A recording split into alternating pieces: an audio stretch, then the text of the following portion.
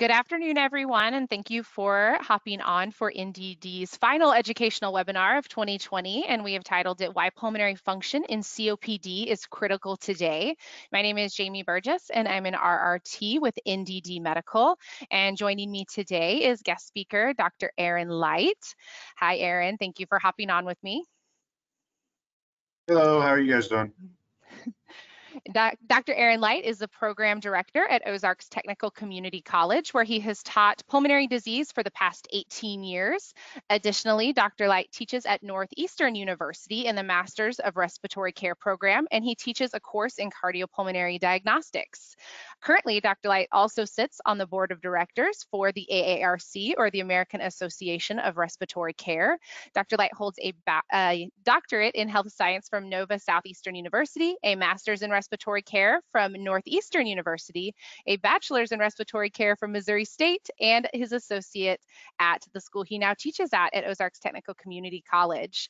And fun fact, I actually graduated from the Ozarks Technical Community College program almost 14 years ago, and Dr. Light was actually one of my instructors. So I was really excited that he agreed to come on and talk about COPD today.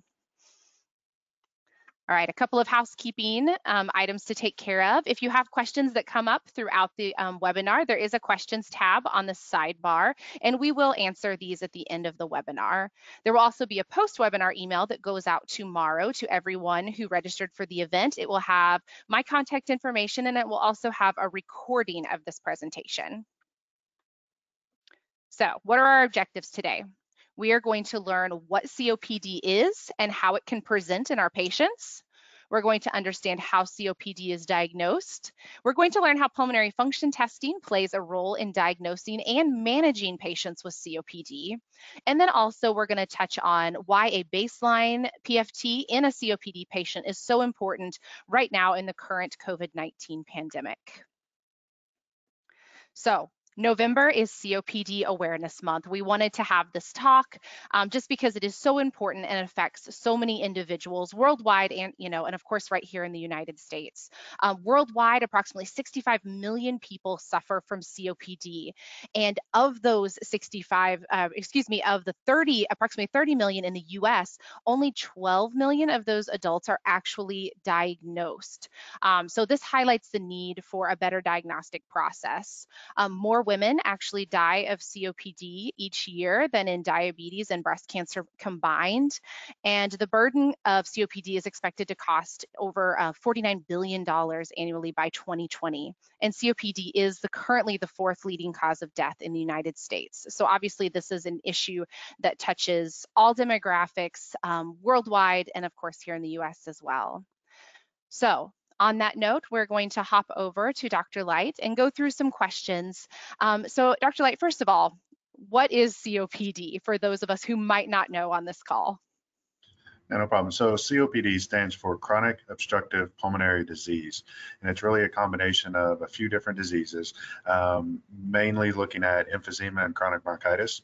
COPD is a common condition that really affects middle-aged or older adults who smoke, because about 90% of all cases are actually related to smoking. However, there are other causes as far as like alpha-1 antitrypsin deficiency that we have to look at, but it's predominantly a smoking-related disease, and then it's categorized out into a emphysema form of it and a chronic bronchitis form of it.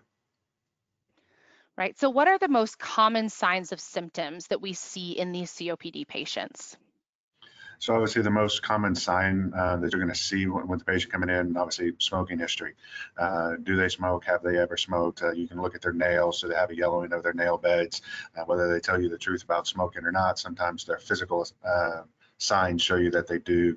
The smell of smoke on their clothes. Smoking is, since 90% of all COPD patients are due to smoking, that's really the first thing that we need to be looking at is, do they have a smoking history? Their physical assessment, when you look at them, do they have increased work of breathing? Are they using their accessory muscles to breathe as far as their shoulders, their chest? Do they have prolonged expiration? With COPD patients, they have a hard time getting air out So a lot of times they really have to work hard on getting that air out, and so it takes much longer to be able to do because of the obstruction. So they'll have a prolonged expiration. You might see things like pursed lip breathing, to where they will be pushing their lips together almost like they're trying to whistle, and it's to create back pressure to splint open their airways. But that pursed lip breathing is something that doesn't really have to be taught. They do it naturally on their own.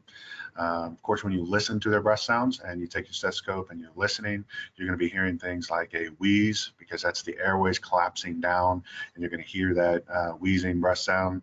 Cyanosis, so a bluing of the thumbnails, lips are one sign. Coughing, and coughing, it can be either a productive cough or a dry cough.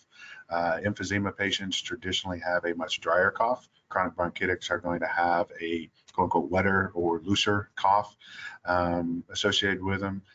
Barrel chest, when you look at their body habitus and you see their chest, the front anterior to posterior is almost as deep as their side to side. So they have this barrel chest. It's almost like somebody put a barrel over their chest, and it's this big, huge, large chest. They get short of breath over time. A lot of times patients will come in and they're like, yeah, I just thought I was getting older and this wasn't as in shape as I was. And this has been going on for 2, 3, 4, 5, 6 years. So that progressive shortness of breath is another sign of potential COPD as well. Right. So somebody has these common signs of symptoms. You are a provider, you notice these things. Then what is the next step? How is COPD diagnosed? So first thing is, as long with really any disease process, that history is what you're going to have, how they present, and then to make that definitive diagnosis, really need spirometry in there, whether it be a handheld device or a full PFT, to where you're sending them getting into a body box and that type of thing. You're going to need a PFT to determine what is their FEV1, FVC, and then from there we can kind of gauge, is it mild, moderate, or severe. Along with the spirometry, they have these assessment of dyspneas that are out there that the gold standards recommend, which is the MMRC or the CAT assessment. And it's a simple survey. Ask the patient a series of questions, and how they mark, it'll grade their level of dyspnea. And that assists with the diagnosis. Then a chest x-ray looking for hyperinflation of their lungs. Also to rule out any other possible causes of their dyspnea. Maybe they just have a pneumonia or a regular bronchitis. So we use the chest x-ray to determine if they do have COPD, or maybe to rule it out because they have some other disease process. 6-minute walk tests are commonly done on COPD patients as well, especially to see, do they need to maybe have oxygen at home. So we'll walk them around for 6 minutes and monitor their heart rate, respiratory rate, and pulse oximetry to see if maybe they need oxygen at home. And then if it's a younger patient that's presenting like a COPD patient, would recommend a alpha-1 antitrypsin deficiency on them to see if that might be the cause of their COPD.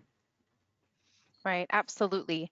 So now we're kind of moving into the post-diagnostic questions, but so follow-up testing. Why is follow-up testing, repeat PFTs, why are these so important in the management of a COPD patient? So with those PFTs, one thing that I'd also like to kind of point out is if the PFTs are actually done early on, to where maybe even a patient that doesn't immediately fit your possibility of COPD, getting that baseline spirometry, sometimes you can see the obstructive process of the lungs occurring in their FEF 2575. So before they even get into the full-on COPD, you can recognize the signs of kind of progressive obstruction. And so you might be able to intervene with them before they actually get into the full COPD. As far as the follow-up side of it, it's a lot so that we can look at the severity.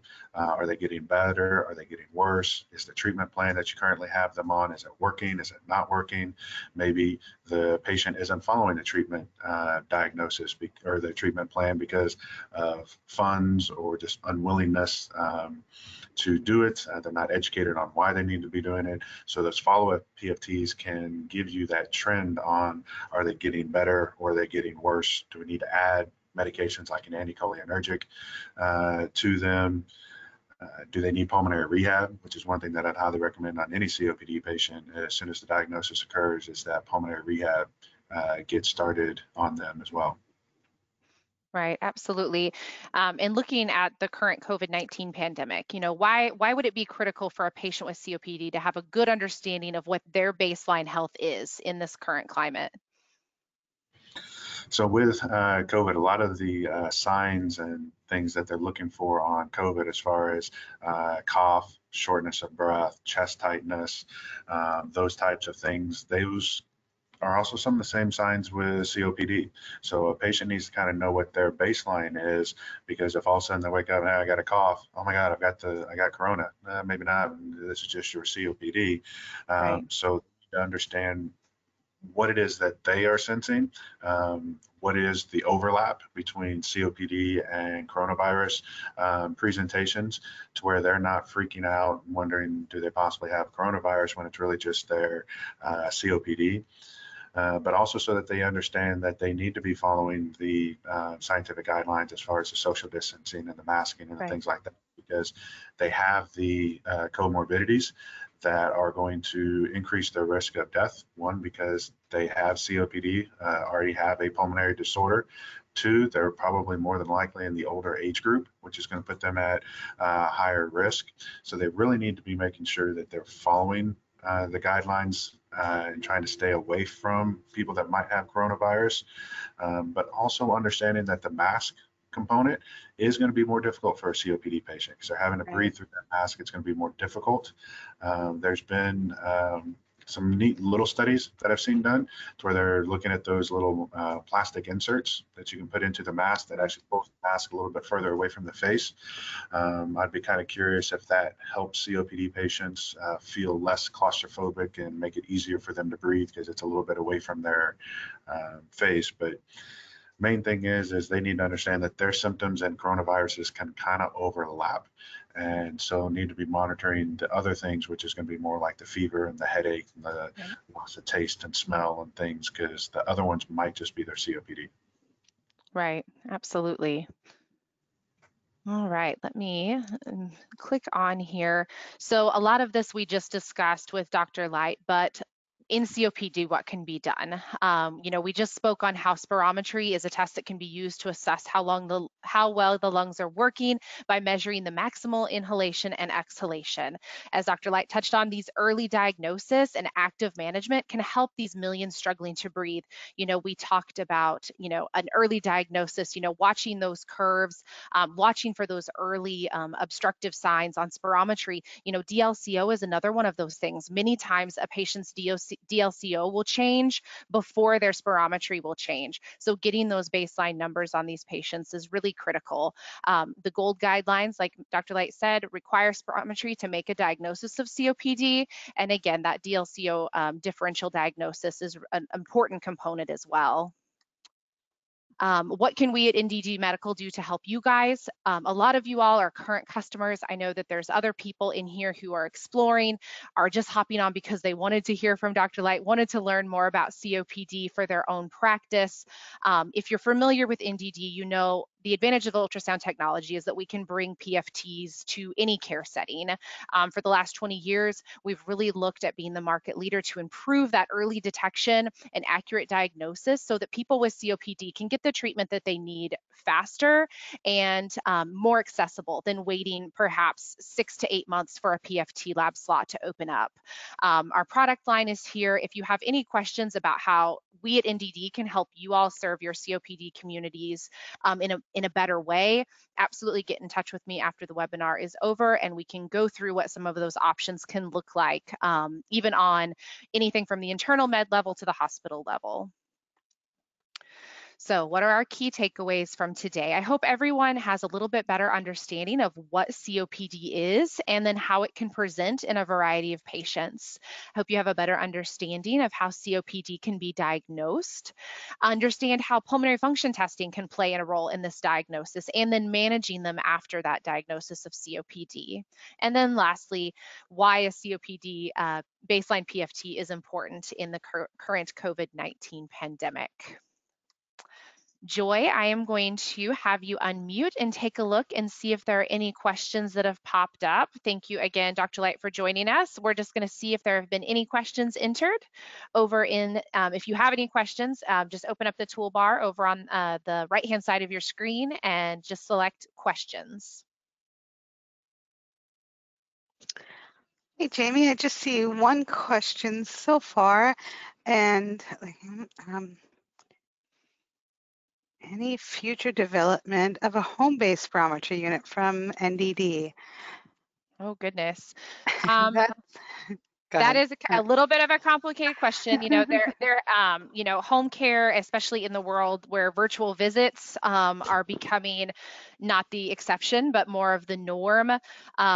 You know, there are talks of some sort of home health telemedicine implementation with spirometry, but nothing concrete that NDD can release at this time. have another one here. Okay, so Dr. Light, can you elaborate on early changes in COPD and DLCO and following DLCO in addition to spirometry? Yeah, so many times the DLCO is kind of the greatest one to try and tell the difference between the emphysema and the chronic bronchitis patients. The emphysema patients are going to have the traditionally a little bit lower of the DLCO than the chronic bronchitis patients. And because of that, one, it can help with the diagnosis because there is, it's basically a Venn diagram. There's a lot of overlap between the two disease processes as well. But when you have that DLCO that is reduced, it does lend you more towards that emphysema diagnosis side of it. As far as the early sides of it, it's more of you might see changes in the DLCO before you see some of the other physical assessment changes in the patient.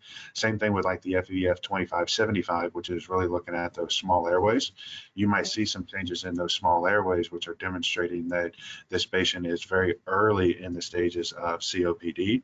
And so you might be able to intervene with them, have the talks with them about smoking cessation, things like that, before they actually go full on into their much more moderate to severe COPD process. Thank you. Next question, what risks will a COPD patient have in combination with COVID? So anytime, because COVID is looking at a predominantly, it's not completely, but predominantly pulmonary disorder. And the reason I'm saying it's not completely because there are a lot of blood clot disorders that are associated with COVID that are coming out now as well. There's some heart aspects too, but it is predominantly a lung disorder issue that is impacting the body's ability to transfer oxygen and CO2 across.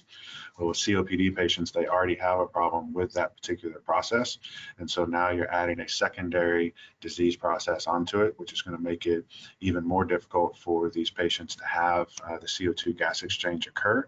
So it increases their work of breathing, which taxes their heart more, which then puts them at further risk for some cardiac abnormalities as well. Thank you. A COPD patient has a high risk to develop asthma? That's the whole question.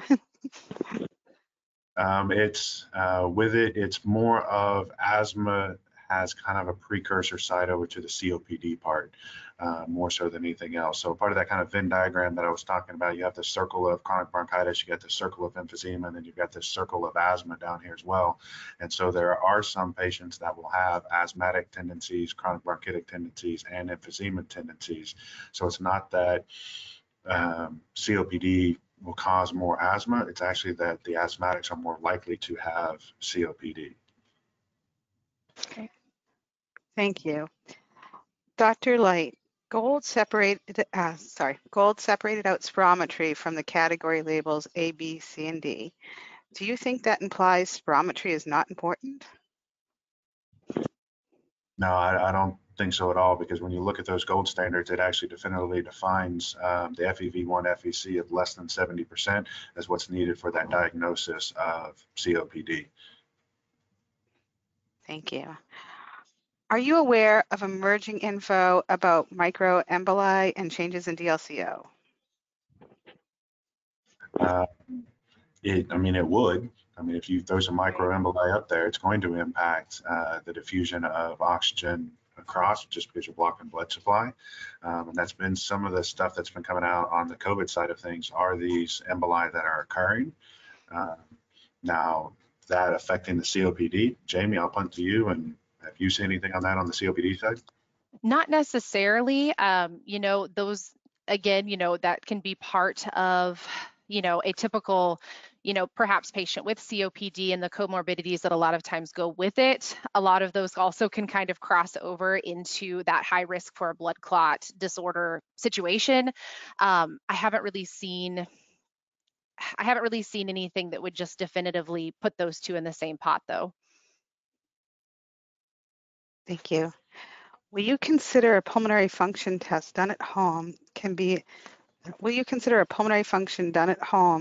as accurate as one done with a coach in the clinic sites? Dr. Light, I'll let you answer that first, and then I'll add a little bit to that after. My initial thoughts would be no, just because there's not somebody there to help and to make sure that full effort's being done. Effort in a PFT is huge, so that person they're at the testing site, having it be done, watching it be done, make sure the effort is correct is really what's needed to fully get that great assessment.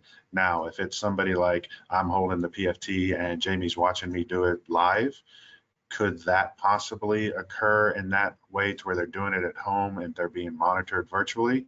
That's a possibility that I don't know what is going on, but no, I think somebody that's trained needs to be there to know and be able to assess effort. Yeah, and I guess my addition to that is, if you were to ask me that question 9 months ago, I would have said no, absolutely not. I feel like it's vital. There are multiple studies out that correlate, good test results and good coaching. I feel like having somebody there is vital. However, the past 8-9 months, however long we have been here at home, a big part of my job is I do a lot of education, typically with providers, through a web platform similar to this. And I can see it becoming useful in a telehealth sort of situation when you did have that one-on-one situation. They're on video, I'm on video, I can see their screen, they can see my screen, to where I feel at this point I could confidently coach someone through spirometry at home. Another thing that has really come up through the pandemic, besides this telehealth issue, is home health, going in and being that person, which I do think is probably a better option, having that home health provider be able to take this spirometry into the patient's home and performing it one-on-one. But so my answer to that question is kind of ever evolving, because again, before COVID, I would have said no, absolutely not. Now that I have trained probably 50 plus providers through this web interaction, my opinion might have changed a little bit. So I think that it depends on the coach. I think it depends on the patient. I don't think that every patient could be coached virtually, but I think that would be, at the provider's discretion. If they think they have a good enough coach and a patient who can understand the directions and follow them virtually, I think that it can be something that we can look into in the future. Okay, and it looks like that. I don't want to make sure as I scroll.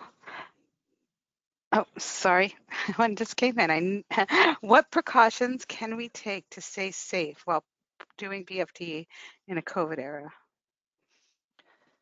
So, we're struggling, we're RTs, a lot of the things that we do are aerosol producing procedures, from breathing treatments to pulmonary function tests. There's a variety of things that providers can do to keep themselves and their patients and their facilities safe. First and foremost is following the infection control guidelines that your facility has in place, making sure that the COVID checklist has been done.